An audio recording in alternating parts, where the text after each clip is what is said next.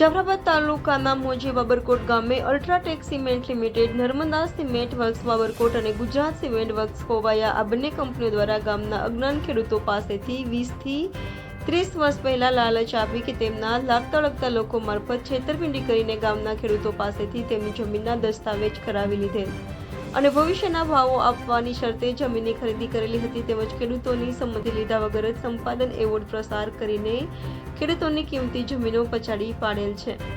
ગુજરાત સરકાર દ્વારા બહાર પાડેલ ગુજરાત જમીન પચાવી પાડવા પર પ્રતિબંધ અધિનિયમ 2020 નવો કાયદો કે જે ગેરકાયદેસર દબાણ કે જમીન મિલકત પચાવી પાડનારા લોકોથી સામાન્ય જનતાના રક્ષણ માટે ઉપયોગ કરવા માટે બનેલ છે.